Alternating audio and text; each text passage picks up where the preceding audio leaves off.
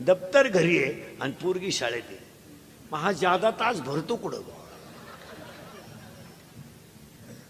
आणि सध्या काय झालंय, विकारी माणसं फक्त तात्विक विचार करतात. तुम्ही एक साधी गोष्ट पहा, 2-4 महिन्यापासून एक बातमी येत असते पेपरला, काही अल्पवयीन मुलीला फसवली, अल्पवयीन मुलीला फसवली, अल्पवयीन मुलीला फसवली. आता त्या पुरीचं वय असतं 15 वर्ष. ती बारीक टोनगी आहे का? तुम्ही सगळे लोक आरोप कोणावर करता? पोरावर. शिक्षा कोणाला देत तुम्ही? पोराला.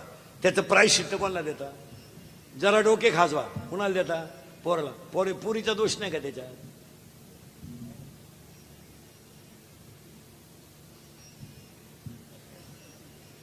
त्या पुरीनं पोरानं टिंगल केल्यावर तिनं जर त्याच्या कानपट्टीत ठेवून दिली असती, तो कावळा शिवेपर्यंत परत पुरीच्या नाहीत लागला नसता.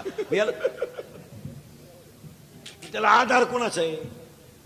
याला मुलगी जबाबदार आहे ना. ग बाई, तुला मोबाईल त्याच्याकडून घ्यायला गोड लागलं, त्यानं रिचार्ज मारलेलं गोड लागलं, त्याच्या गाडीवर तोंड बांधून हिंडायला गोड लागलं, मग आता का भुकती तू? याला मुलगा दोषी असं नाही. जेवढे पोराच्या फटके दिले तेवढे हिच्या द्यायला पाहिजे.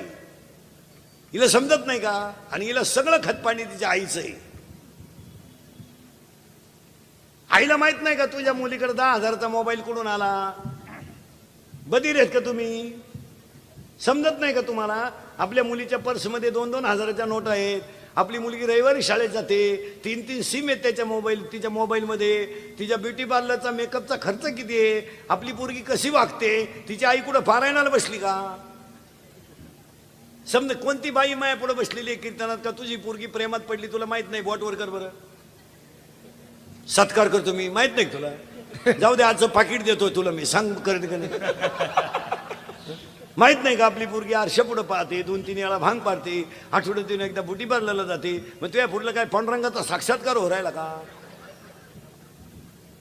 तिची वैकुंठ गमनाची तयारी झाली.